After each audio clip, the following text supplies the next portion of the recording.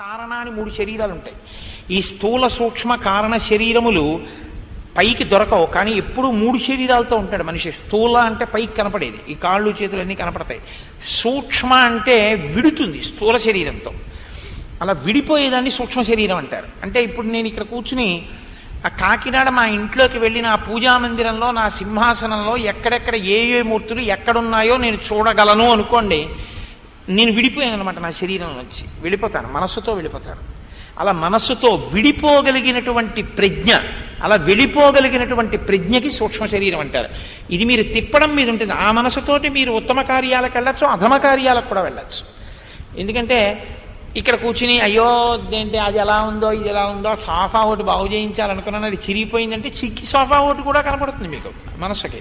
సూక్ష్మ శరీరంతో చింకి సోఫాని చూడొచ్చు, సింహాసనాన్ని చూడొచ్చు, రెండూ చూడొచ్చు. దేన్ని చూస్తామన్నది నీ వివేకాన్ని బట్టి, నీ సమర్థతని బట్టి ఉంటుంది.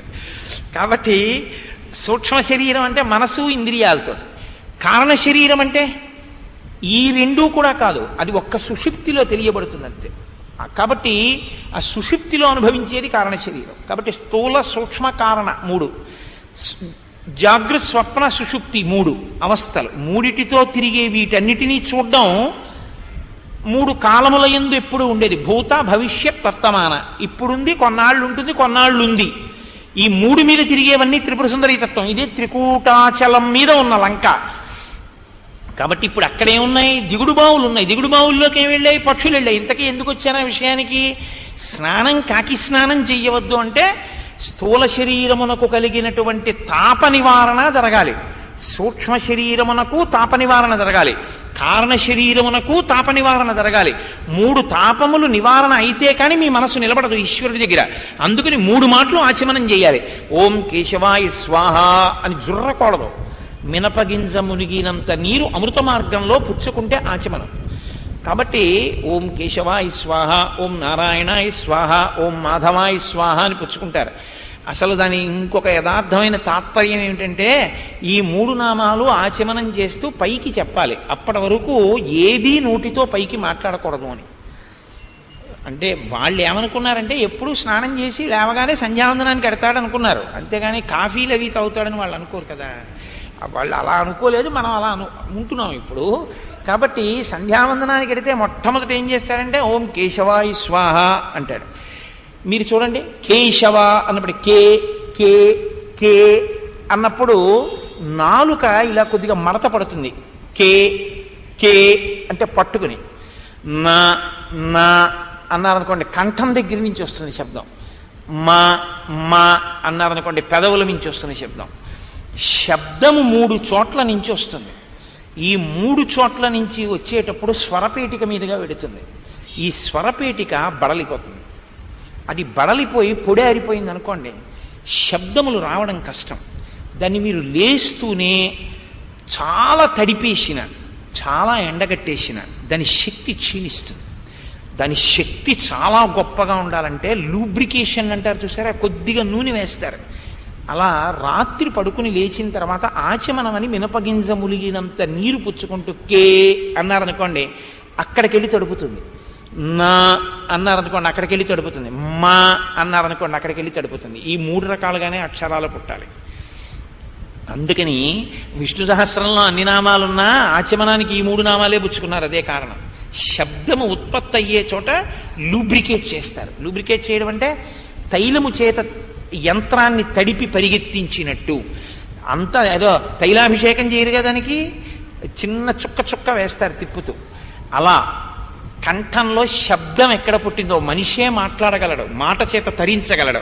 ఆ మాట పోగొట్టుకోకుండా ఉండడానికి ముందు మాట పుట్టిన స్థానాన్ని రక్షించుకుంటారు లేవగానే. అది కూడా భగవన్నామంతో రక్షిస్తారు తప్ప మామూలుగా ఏదో నీళ్లు పోయడం నిప్పులు పోయడం ఇలా పిచ్చ పనులు చేయరు. సనాతన ధర్మం అలా చెప్పింది, అలా బతకమని చెప్పింది అంతే. ఈశ్వరాభిముఖుడవై బ్రతుకు అని చెప్పింది. సరే, అందుకని ఇప్పుడు మహర్షి అంటున్నారు హంసకారండవాకీర్ణ వాపీహి పద్మోత్పలాయుతాహ. ఆ జలపక్షులన్నీ కూడా ఆ దిగుడు బావులలోకి వెళ్ళి తడిసి వస్తున్నాయి. ఆ పక్షులతో ఆ వనములన్నీ కూడా శోభిల్లి ఉన్నాయి. ఆ క్రీడాన్ వివిధాన్ రమ్యాన్ వివిధాంశ్చ జలాశయాన్. అక్కడ రమ్యమైనటువంటివి, అన్ని ఋతువులలో ఉండేటటువంటివి, అనేకమైనటువంటి పుష్పములు మొదలైనవి ఆ వనములలో కనపడుతున్నాయి. సంతతాన్ వివిధైర్వృక్షై సర్వర్తు ఫలపుష్పితై ఉద్యానాని చ రమ్యాణి దదర్శ కపికుంజర. ఎంతంత పెద్ద పెద్ద మాటలు వేసేస్తారో మహర్షి. సంతతాన్ వివిధైర్వృక్షై, అక్కడ అనేకమైన చెట్లున్నాయి. ఏం చేస్తాయి? సర్వర్తు ఫలపుష్పితై, అన్ని ఋతువులలో రావలసినటువంటి పళ్ళని పువ్వుల్ని కాస్తాయి, పూస్తాయి. ఉద్యానాని చ రమ్యాణి, అక్కడున్న ఉద్యానవనములు చాలా రమ్యంగా ఉన్నాయి. దదర్శ కపికుంజర, వాటిని ఏం చేస్తున్నారు హనుమ? చూస్తున్నారు. ఇది ఒక చిత్రమైన మాట. కపి అన్నా చాలు, కుంజరం అన్నా చాలు. కపికుంజర అన్నారు. కుంజరం అంటే ఏనుగు, కపికుంజర. కపి అంటే కోతి. ఏనుగు తన శరీరం వలన తాను చాలా బరువైనటువంటి ప్రాణి. లోకంలో ఏనుగంత బరువైన ప్రాణి ఇంకోటి లేదు. అందుకే ఏనుగు భూమికి చాలా తక్కువ ఎత్తి ఎగరగలదు. ఏనుగుని ఎగరమన్నారు అనుకోండి, అది ఏమి ఎగురుతుంది? అది ఎగరదు. ఎందుకంటే దాని ఒళ్ళే దానికి బరువు. ఎప్పుడు ఎగిరేది, ఎప్పుడు తిరుగుతుండేది కోతి. కోతి ఎప్పుడూ ఒక చోట ఉండదు. జ్ఞాని ఒక చోట ఉండడాన్ని ఇష్టపడ్డాం, లేదా ఇంకో చోటికి అసలు వెళ్ళడాన్ని ఇష్టపడ్డాం. తనున్నదే అన్నీ అంటాడు. లేదా ఎప్పుడు తిరుగుతూ ఉంటారు. ఎందుకు తిరుగుతారో తెలుసా అండి? అలా తిరగకపోతే సంఘం వస్తుంది. సంఘము రాకుండా ఉండాలంటే సన్యాసి తిరుగుతూనే ఉండమని చెప్పింది శాస్త్రం. ఎప్పుడు తిరుగుతుండాలి సన్యాసి. సన్యాసి తిరగకపోతే బోధ ఎలా జరుగుతుంది మీకు? సన్యాసి తిరిగి తీరాలి, తిరగకపోతే బోధ లేదు, ఆగిపోతుంది అంతే. శంకర భగవత్పాదులు తిరిగారు, మీరెవరు తిరగరనడానికి? ప్రతి సన్యాసి తిరగాలి. సన్యాసి తిరుగుతాడు, గృహస్థు ఉండిపోతాడు. బ్రహ్మచారికి కట్టుబాటు ఉంది, వానప్రస్థుకి కట్టుబాటు ఉంది, గృహస్థుకి కట్టుబాటు ఉంది, సన్యాసికి కట్టుబాటు లేదు, తిరుగుతాడు. అందుకే శంకర భగవత్పాదులు ఈ 3 ఆశ్రమాలు పుచ్చుకోలేదు. బ్రహ్మచర్యంలో ఉండిపోయి బోధ చేయలేదు, గృహస్థుగా ఉండి బోధ చేయలేదు, వానప్రస్థుగా బోధ చేయలేదు, సన్యాసిగా బోధ చేశారు. ఎందుకో తెలుసా అండి? సన్యాసికి ధర్మం అవుతుంది తిరగడం. తిరగచ్చు సన్యాసి తప్ప, గృహస్థల ఇష్టం వచ్చినట్టు తిరగకూడదు. తన భార్యా బిడ్డలు, తన వ్యవహారం అవి తను చూసుకుంటూ ఉండాలి. ఒక ఆశ్రమంలో ఉండి ఇంకో ఆశ్రమంలో ఉన్నట్టు బతకూడదు. అంటే నువ్వు 42 రోజులు ఎందుకు తిరుగుతున్నావు గుంటూరులో అని అనక్కండి. నేను ఎప్పుడో ఒక్కసారి వచ్చానంతే, నేను ఇదే పనిగా అస్తమానం తిరుగుతుంటాను అనుకోకండి. కాబట్టి ఎందుకు అంటున్నానంటే, ఇవాళ అలా ఇంటికి తేడగలిగిన వాళ్ళు ఉన్నారు సభలో, అందుకని ముందు జాగ్రత్త చర్యగా ఆ మాట చెప్తున్నాను. కాబట్టి హంసకారండవాకీర్ణ వాపీహి పద్మోత్పలాయుతా ఆక్రీడాన్ వివిధాన్ రమ్యాన్ వివిధాంశ్చ జలాశయాన్ సంతతాన్ వివిధైర్వృక్షై సర్వత్తు ఫలపుష్పితై ఉద్యానాని చ రమ్యాణి దదర్శ కపికుంజర.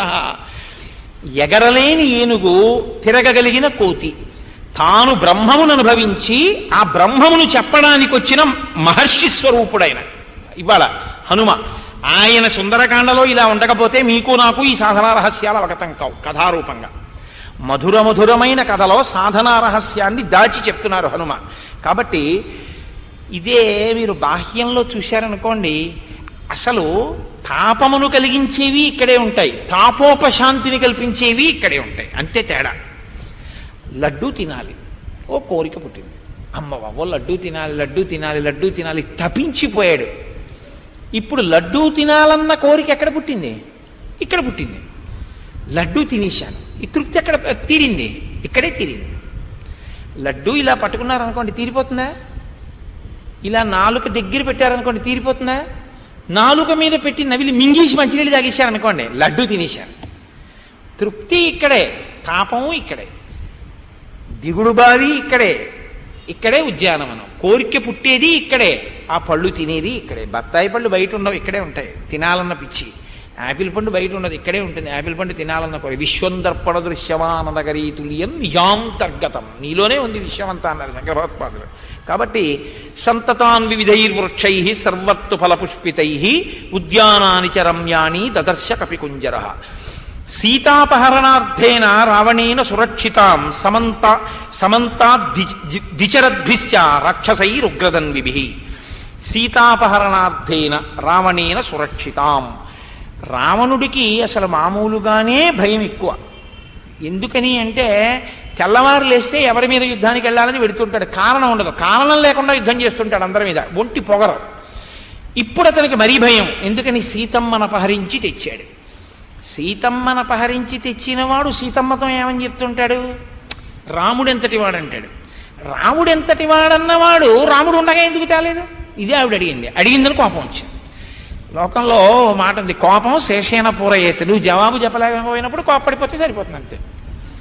కాబట్టి తను జవాబు చెప్పలేకపోయినప్పుడు తాను ధర్మంలో లేనని తెలుసుకుని క్షమార్పణ చెప్పి దిద్దుకున్నవాడు మహాత్ముడు, కోప్పడి తప్పుకున్నవాడు దురాత్ముడు, అంతే తేడా కదండి. కాబట్టి ఇప్పుడు రావణుడు ఏం చేస్తుంటాడంటే, సీతమ్మ దగ్గరికి వెళ్ళినప్పుడల్లా రాముడు నరుడు, ఆయనేం వస్తాడు, రాలేడంటాడు. తను లోపల ఏమనుకుంటాడంటే, సీతమ్మని తెచ్చాను కాబట్టి వచ్చేస్తాడు, ఖాయంగా వస్తాడు. సముద్రం ఏంటి, ఏదైనా దాటిచ్చేస్తాడు ఆయన. ఎప్పుడు వస్తాడు మనకి తెలుస్తుంది ఏంటి, ఎప్పుడు వస్తాడు. పంపించాడు 80 గూఢచారుల్ని, కానీ వాళ్ళు ఏం పట్టుకోలేరు, వచ్చేస్తాడు రాముడు.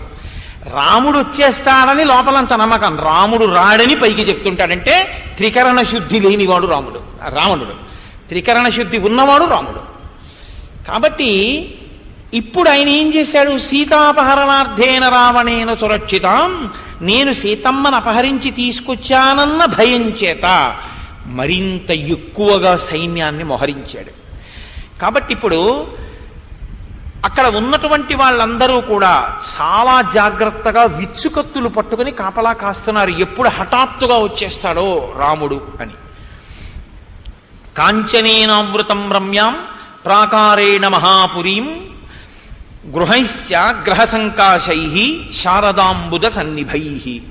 శారదా అంబు అంటే మేఘం, తెల్లటి మేఘాల గుంపులు ఎలా ఉంటాయో, లంకాపట్టణం బయట నుంచి కనపడుతున్నటువంటి ఆ పెద్ద పెద్ద భవంతుల యొక్క సమూహాలు అలా ఉన్నాయి. అంటే అంతంత పెద్ద పెద్ద మేడలు అన్నీ కూడా బంగారంతో తాపడం చేయబడి ఉన్నాయి. తోరణై కాంచనైర్ దివ్యై లతాపంక్తి విచిత్రితై దదర్శ హనుమాన్ లంకాం దివి దేవపురీం యథా. అక్కడ తోరణములన్నీ కూడా బంగారముతో ఉన్నాయి, బంగారముతో చేయబడినటువంటి లతలు వాటి మీద చెక్కబడి ఉన్నాయి. మనం ఎవరింటికన్నా వెళ్ళామనుకోండి, చాలా గొప్పగా తలుపు మీద కొయ్యతో ఏదైనా చెక్కితేనే అబ్బాయి ఎంత బాగుందండి, ఎంత బాగా చెక్కించారండి అంటాం మనం. అటువంటిది వాడు ఏం చేశాడంటే, తప్తమై కరిగినటువంటి బంగారంతో మొత్తం 1, 2 కాదు, అక్కడ ఉన్న ప్రాసాదములు హర్మ్యములు అన్నిటి మీద కూడా లతలు, పువ్వులు, పళ్ళు, పందిళ్ళు బంగారముతో చెక్కారు. తోరణములన్నీ కూడా బంగారముతో చెక్కారు, అరుగులన్నీ బంగారముతో తయారు చేయబడ్డాయి. అంటే ఇంక అసలు ఆ లంక ఎలా ఉంటుందో మీరు ఆలోచించండి. పాలితాం రాక్షసేంద్రేణ నిర్మితాం విశ్వకర్మణ ప్లవమానామివాకాశే దదర్శ హనుమాన్పురి. ఎంత గొప్ప శ్లోకం అండి ఇది. పాలితాం రాక్షసేంద్రేణ, రాక్షసేంద్రుని చేత పరిపాలింపబడుతోంది, కానీ ఆయనది మాత్రం కాదు. నిర్మితాం విశ్వకర్మణ, విశ్వకర్మ నిర్మించాడు దాన్ని. కాబట్టి ఇది ఎవరిది అంటే, ఎవరు నిర్మించాడో వాడిది అని చెప్పాలి కదండి. న్యాయం ఏమిటి? ఇప్పుడు ఓ ఇల్లు నేను కట్టుకున్నాను అనుకోండి, కట్టుకుంటే ఏమంటాను, ఆ ఇల్లు నాదండి అంటాను కదా. ఆ ఇంట్లో అద్దెకి వచ్చాను అనుకోండి, అద్దెకి వచ్చి ఈ ఇల్లు నాదండి అన్నాను అనుకోండి, తప్పు కదా. అలా అనకూడదు. ఆ ఇంటి ఆయనకి తెలిసిందనుకోండి నాదే అంటున్నట్టండి. మున్సిపల్ ఆఫీస్కి వెళ్ళి ట్యాక్స్ రిసీట్ కూడా నా పేరు మీదే కట్టుకుంటా అని పేరు మార్చేయమని అప్లికేషన్ పెట్టాడని తెలిస్తే ఖాళీ చేయించాడు. అద్దెకున్నవాడు అద్దెకున్నట్టు ఉండాలి, ఆయన పేరు మీద ట్యాక్స్ రిసీట్ పుచ్చుకోవాలి, కానీ ఆయన పేరు మీద బిల్లు కట్టాలి. కానీ కట్టేవాడిని నేనని ఈయన పేరు మీద కట్టేసుకుంటే ప్రమాదం రాదండి. ఆ పాటి దాన్నే మనం అంగీకరించాం. అదేమిటంటే, మా ఇల్లండి అద్దెకి ఇచ్చానండి అని. ఏమన్నా మా అమ్మగారు పడుకున్నారు, ఒంట్లో బాగోలేదన్నా, అబ్బాయి ఒకసారి చూసి వెళ్ళిపోతాను, మళ్ళీ 2-3 నెలల వరకు రాను కదా ఇటువైపు అని చెప్పి నీ ఇల్లు నువ్వు వెళ్ళి చూసుకుంటావే. మరి ఇది ఎవరు నిర్మించారు? నువ్వు నిర్మించుకోలేదు, అంతవరకు తెలుసు. నువ్వు తేలేదుగా ఇందులో ఎన్ని ఎముకలు. ఇప్పుడు నా ఇల్లు అయితే ప్లింత్ బీమ్కి ఇంత అయిందండి, ఫౌండేషన్కి ఇంత అయింది, ఇంత లోపలికి వెళ్ళాం, పిల్లర్స్ వేసాం, ఇంత స్టీల్ వాడాం, ఇన్ని చెప్తావు. ఇందులో ఎన్ని ఎముకలు ఉన్నాయి మనకి తెలియదంటే మనం ఏం కొని తెచ్చి పెట్టుకోలేదు.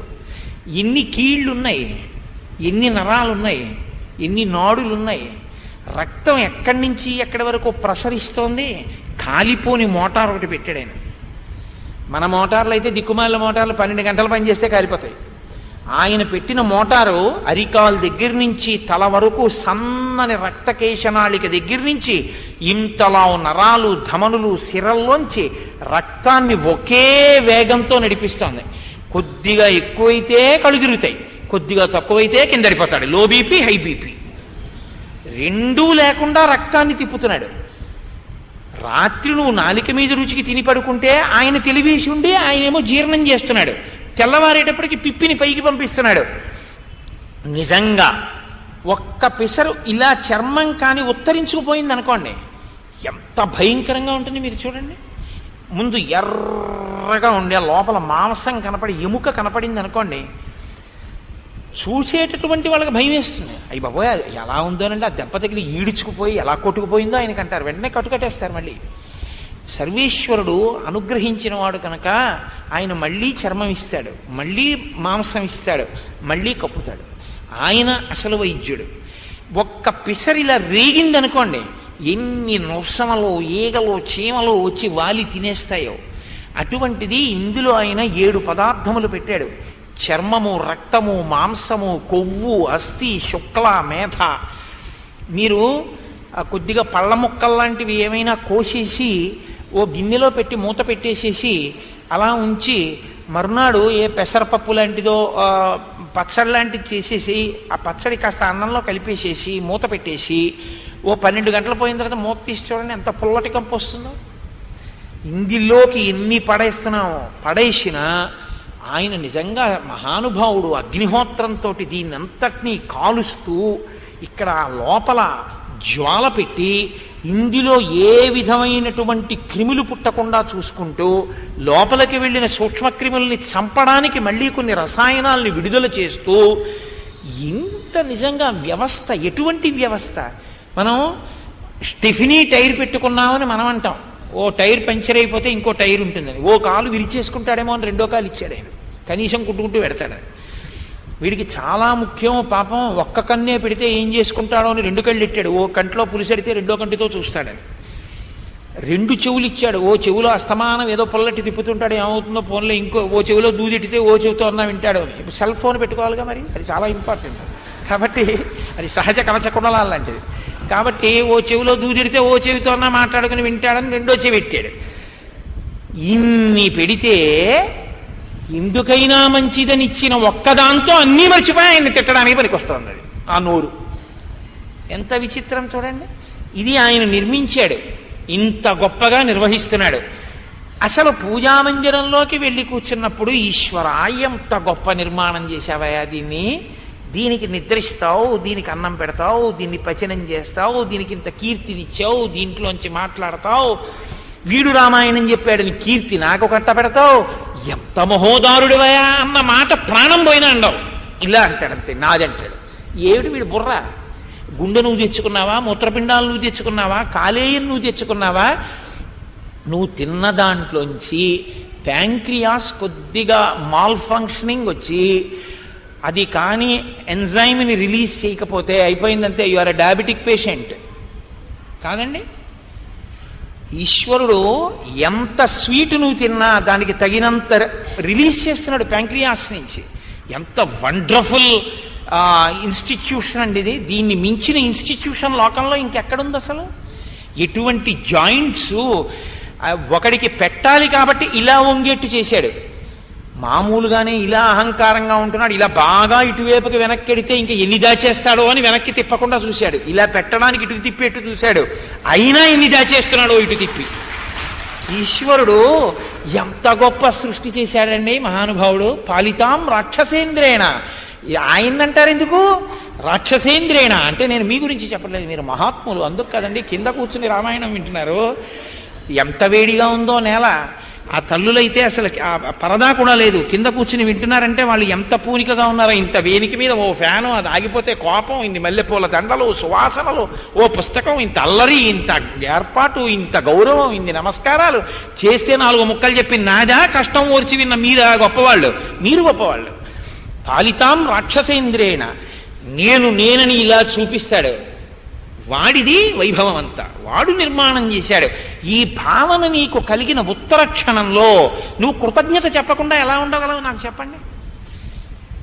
ఎప్పుడో మీకోసారి వాడు బెర్త్ ఇప్పించాడా? కనపడ్డప్పుడల్లా సార్ ఆ రోజు నిజంగా మీరు బెర్త్ ఇప్పించారు కాబట్టి నేను వెళ్ళగలిగానండి బాబు, లేకపోతే అంత ఇబ్బంది పడిపోతున్నాను, థ్యాంక్ యూ సార్ అని ఇలా ఊపేస్తావే, మరి నీకు ఇది ఇచ్చిన వాడికి ఏం చెప్పావు థ్యాంక్స్? ఎప్పుడూ మెకానికల్ థ్యాంక్సే. ఆయన దగ్గరికి వెళ్ళి హృదయపూర్వకంగా చెప్పేటటువంటి కృతజ్ఞత ఎన్నడూ ఉండదు. పరమానందంగా ఈశ్వర ఎన్ని ఇచ్చావయా, నిన్నటి రోజున ఎన్ని చూపించావు, ఎంత అనుభవింపచేశావు, ఎంత వైభవం నాకు కృప చేశావు, నా చేత గంధం తీయించి నువ్వు రాసుకున్నావా తండ్రి, ఎంత అనుగ్రహించావయా అని సంతోషంగా ఆయన దగ్గరికి వెళ్ళి పరమానందంతో మాట్లాడినటువంటి సందర్భం ఇది. అలా మాట్లాడగలిగిన ప్రజ్ఞ ఉంటే ఇది ఎవడు నిర్మించాడో నువ్వు ఊహించగలిగితే చాలు. అందుకు కదండి వారు జగద్గురువులు అయ్యారు. సామాన్యుడి స్థాయికి దిగిపోయి ఇటువైపుకి తిప్పారు శంకరాచార్యుల వారు. కాతే కాంత, పిచ్చెక్కిపోతున్నావు భార్య అని. ఎవరావిడ, ఎక్కడి నుంచి వచ్చింది? కస్తే పుత్ర, మా ఆవిడ సంగతి మాకేం తెలుస్తుందని మా అత్తగారు మామగారిని అడగాలి. ఇప్పుడు వాళ్ళతో మాటలు లేవు మాకు, అందులో అడగం. అదొకటి ఉంటుందిగా లోకంలో. తేరగా దొరికే వాళ్ళు ఎవరంటే వాళ్ళతో మాటలు మానేయచ్చు. కస్తే పుత్ర, కొడుకు ఎవరు? పోనీ మీ అబ్బాయి నీకు తెలియాలిగా ఎక్కడి నుంచి వచ్చాడో. ఆ కొడుకు ఎక్కడి నుంచి వచ్చాడు నీకు? నువ్వు తీసుకొచ్చి పెట్టావా వాడి కాళ్ళు చేతులు? నువ్వు పెట్టావా గోళ్ళు? నువ్వేమైనా పెట్టావా వాడి గుండెకాయ? నువ్వేం పెట్టలేదుగా. మరి ఎక్కడి నుంచి వచ్చాడు వాడు? మరి నీ కొడుకు అని నువ్వు అంటున్నావు, వాడు ఎక్కడి నుంచి వచ్చాడో, ఎవరు తయారు చేశారో ఎప్పుడన్నా అడిగావా?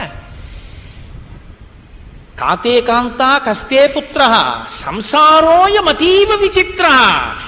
ఈ పెళ్ళాన్ని కొడుకుని పట్టుకుని నా సంసారం అంటని తిరుగుతున్నావు, ఇంకా విచిత్రం కదూ. కస్యత్వం, నువ్వెవరు? కుతయాయాత, ఎక్కడి నుంచి వచ్చావు? మా అమ్మగారి కడుపులోంచి వచ్చాను. మీ అమ్మగారి కడుపులోకి ఎక్కడి నుంచి వచ్చావు? ఎవరు పెట్టారు ఇవన్నీ? మీ అమ్మగారు పెట్టారా? పోనీ ఎవరు తయారు చేశారు ఇవన్నీ?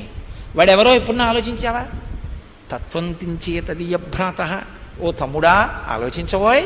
ఏమి శంకర భగవత్పాదులండి, ఆయన కర్మ మన్ని పట్టుకుని తమ్ముడా అని పిలవవలసిన అవసరం ఆయనకి.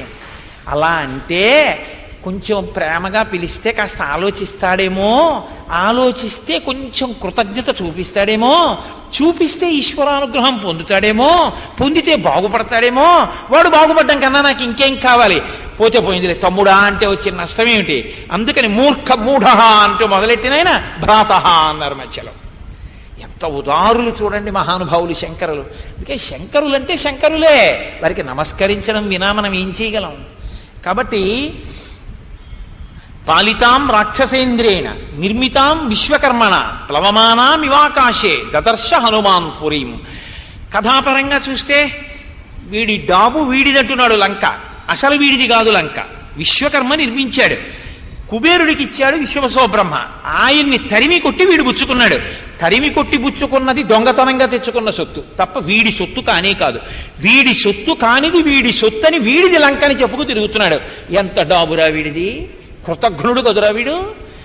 అక్కడ రావణుడు అనుకోకండి, రావణ కాష్టం రగులుతుంటుంది అని ఎందుకంటారంటే రావణ తత్వము నిర్మూలింపబడాలి మన యందు అని. సుందరకాండ వింటే ఏమవుతుందంటే రామానుగ్రహం కలుగుతుంది, సీతమ్మ తల్లి అనుగ్రహం కలుగుతుంది. సీతమ్మ తల్లి రామచంద్రమూర్తి అనుగ్రహం కలిగితే వాళ్ళు వస్తే వీడు ఉండడు కాబట్టి వాళ్ళు లంకకు వస్తే ఏమవ్వాలి? ఈయన వెళ్ళిపోవాలి. కాబట్టి సుందరకాండ వింటే ఏమవుతుందంటే ఇందులోంచి ఆయన లేచి వెళ్ళిపోతాడు. ఆయన లేచి వెళ్ళిపోగానే ఏమవుతుందంటే ఇక్కడ తేనె పుడుతుంది. అప్పుడు వచ్చి సీతారాములు ఇద్దరూ కూర్చుంటారు. మీరు రోజు చెప్తున్నారుగా అదేంటి, రావణాసురుని యొక్క సోదరుని మనస్సు యందు అబ్జకీరము రామనామము అని, రావణుని యొక్క సోదరుడైన విభీషణుని యొక్క హృదయ పద్మమునందు నిరంతరము స్రవించేటటువంటి భక్తి మకరందమును తాగడానికి రామచంద్రమూర్తి అనేటటువంటి భ్రమరము తిరిగేటటువంటి చోటైన విభీషణుని యొక్క వైశిష్ట్యమునకు వైభవమునకు కారణమైన ఓ రామనామమా మేము ఓ 3 మాటలు అంటున్నాం, మాకు కూడా అనుగ్రహవి అని కదూ. రామనామము రమ్యమైనది రామనామము అంటున్నాం, రాసకీరము రామనామము అంటున్నాం కదా ప్రతిరోజును. కాబట్టి మనసేవ కృతాం లంకాం నిర్మితాం విశ్వకర్మణ ద్వారముత్తరమాసాద్య చింతయామాస వానరః. ఆ లంకాపట్టణం యొక్క ఉత్తర ద్వారం దగ్గరికి వెళ్ళారు. వెళ్ళి ఆ ఉత్తర ద్వారం దగ్గర నిలబడి అనుకుంటున్నారు, ఓహో ఈ లంకాపట్టణాన్ని విశ్వకర్మ మనసు పెట్టి నిర్మించాడు. మనసు పెట్టి చేయరా పని అంటారు చూసారా. మనసా చేసినది వైభవోపేతంగా ఉంటుంది. మనసు పెట్టి నిర్మించాడు, అందుకే అంత గొప్పగా ఉంది ఈ లంక. సంపూర్ణాం రాక్షసైర్ఘోరై నాగైర్భోగవతీమివ అచింత్యాం సుకృతాం స్పష్టాం కుబేరాద్యుషితాం పురా. ఒకనాడు కుబేరుని చేత పరిపాలింపబడినటువంటి ఈ లంక ఇప్పుడు రావణుని చేత పరిపాలింపబడుతోంది. స్పష్టంగా బాగుగా ఏర్పరచబడి చక్కగా విలసిల్లుతున్నటువంటి ఈ లంకా పట్టణం ఇప్పుడు ఎలా ఉంది? నాగుపాముల చేత నిండిపోయినటువంటి పాతాళలోకం ఎలా ఉందో ఇప్పుడు అలా ఉంది, రాక్షసుల చేత పరివేష్టింపబడి. ఈశ్వరుడు మనకందరికీ శరీరాన్ని ఇచ్చినప్పుడు, నాడులు ఇచ్చినప్పుడు, నాడులు ఆపరేషన్ చేస్తే దొరకవు, నరాలు దొరుకుతాయి. నాడులు ఇచ్చినప్పుడు వాటిని చక్కగా జ్ఞాన ప్రసరణ మార్గములుగా ఉంచుతాడు. అంటే వాటి వలన నువ్వు భగవత్తత్వాన్ని పొందు అని. మనం ఏం చేస్తామో తెలుసండి, వాటిలోకి రకరకాల విషాలన్నీ నింపేస్తాం. ఎందుకని? ఒక్కటే కారణం, 6 శత్రువుల్ని తెచ్చిపెట్టుకుని అన్ని రకాల విషయాలు అందులోకి నింపేస్తాం. అందుకని ఎప్పుడు ఒక పడగ తొక్కితే ఇంకో పడగెత్తుతాడు. నువ్వెంతటి వాడివని ఈశ్వరుడు తప్పు, నువ్వు అలా ఉండకూడదని ఒక అహంకారం తొక్కాడు అనుకోండి, ఇంకో అహంకారంతో పడగెత్తుతాడు. ఈశ్వరుడు ఇచ్చినటువంటి 101 నాడుల్ని విషంతో నింపుతాడు. ఆ విషంతో నిండిపోతే కాళీయుడైపోతాడు. అదే కాళీయ మర్దనం. కృష్ణ పరమాత్మ చిన్న పిల్లవాడిగా కాళీయుడి పడగల మీద వేసి తొక్కాడు పాదాలు. విసదామోదరు పాదఘాతనకతుల్ వేవేల చందంబులన్ ప్రసభాటోపమచూపబాపణ భృచ్చటా మండలంబ సహంబై పగిలెన్ మణుల్ చెదరగా నాశ్యంబులన్ సోనితం బెసగన్ దంష్టలు నుగ్గుగాగా గరళవహ్ని జ్వాలికల్ వెల్వడన్. ఆ పడగల మీద తోక పట్టుకుని నాట్యం చేసి తొక్కుతుంటే విషాన్నంతటినీ కక్కేసింది.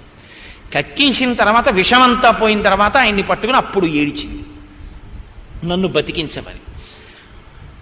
మున్ను చేయు పెండ్లి పెండ్లి కాదు అన్నారు కాళీయుడి భార్యలు వచ్చి. అప్పుడు ఆయన అనుగ్రహించాడు, ఇక నుంచి నీకు దోషం లేదులే, నీ పడగల మీద నా పాదముద్రలు ఉంటాయి, గరుడు నిన్ను హింసించడు అన్నాడు. మనలో ఉన్నటువంటి నాడుల్ని విషపూరితం చేసుకుని ఈశ్వరుడి యొక్క అనుగ్రహంతో ఈశ్వర భక్తితో నింపుకోకుండా తిరుగుతున్నది మనం.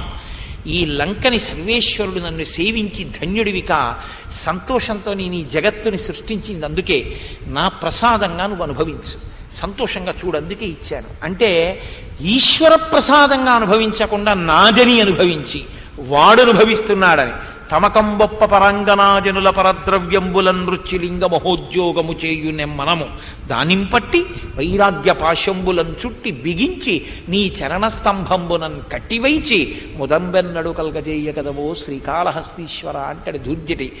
కాబట్టి విశ్వకర్మ చేత నిర్మింపబడినటువంటి లంక ఇప్పుడు రావణపాలిత అయిన లంక అయి నాగుల చేత నిండినటువంటి పాతాళం ఎలా ఉంటుందో అలా రాక్షసుల చేత నింపబడినటువంటి లంకగా మారిపోయింది. ఇమాంతు విషమాం దుర్గాం లంకాం రావణపాలితాం ప్రాప్యాపి స మహాబాహు కింకరిష్యతి రాఘవ. ఈ మాట కొంచెం బాహ్యంలో విచారణ చేయడానికి ఆశ్చర్యంగానే ఉంటుంది, ఇలా అనత్సాహనం అనిపిస్తుంది. ఇటువంటి లంక, ఇంత శక్తివంతమైన లంక, ఈ దుర్గంలోకి ఎవరు ప్రవేశించలేరు. ఇక్కడికి రాముడు వస్తే ఏం చేస్తాడు? కింకరిష్యతి రాఘవ కాదు, స్వామి హనుమయే ముందుకు వెళ్ళిన తర్వాత అంటారు, ఎంత గొప్ప లంక అయితే ఏమిటి, రాముడు నాశనం చేయగలడంటారు. రాముణ్ణి తక్కువ చేయడం హనుమ ఉద్దేశ్యం కాదు. ఆయన ఉద్దేశ్యం ఏమిటో తెలుసా అండి? ఏమంటే ఆయన బొత్తిగా అలా బతికేస్తున్నాడు కదా, నిజంగా ఒకవేళ ఈశ్వరుడే వచ్చి ఈయన ఎదురుగుండా నిలబడినా నాకు ఇప్పుడు ఖాళీ లేదని వెళ్ళిపోతాడు తప్ప నమస్కారం చేయడు. ఈశ్వరుడు వచ్చినా ఆయన్ని బాగు చేయలేడండి అంటాం మనం. అనమండి లోకంలో మాట అంటుంటాం, భగవంతుడే వచ్చినా ఆయన్ని బాగు చేయలేడండి అంటాం. రాముడే వచ్చినా ఈ లంకని ఏం చేయగలడంటే ఎవడు బాగుపడతాడు? ఇందులో బాగుపడేవాడు ఎవడు లేడు. కాబట్టి ఏం చేయాలి? ఇక లంకలో ఎవడు లేకుండా చేయాలంటే ఈ లంక నశించిపోవాలి తప్ప రాముడంతటి ధర్మాత్ముడు వచ్చి నిలబడిన ఆయన్ని చూసి మారేవాడు ఇందులో ఉన్నట్టు నాకు కనపట్టలేదు. కొన్ని వేల కోట్ల రాక్షసులు ఉన్నారండి, ఎంతమంది మారి రాముడి పాదాలు పట్టుకున్నారు? అందులో ఒక్కడే, విభీషణుడు ఒక్కడే పట్టుకున్నాడు. ఇన్ని వేల కోట్లలో రాముడే వచ్చాడు, రాముడి దగ్గరికి వాళ్ళు వెళ్ళలేదు. 100 యోజనములు దాటి వచ్చాడు రాముడు, అందులో అడుగు పెట్టాడు, నిలబడ్డాడు, యుద్ధం చేశాడు. ఎవరైనా నా దగ్గరికి వచ్చిన అభయం అంటే చాలు, ఎవరినైనా రక్షిస్తానన్నాడు. వెళ్ళి పట్టుకున్న వాళ్ళు ఉన్నారా? రామా రక్షించన్న వాళ్ళు ఉన్నారా? ఒరే ఇంతమంది మడిసిపోతున్నారా, ఇప్పటికైనా ఆయన తేజస్సు తెలుసుకోవద్దా అన్నవాడు ఎవడున్నాడు? అందరూ మడిసిపోయిన వాళ్ళే. కాబట్టి హనుమ అంటే మీకెందుకు బెంగ?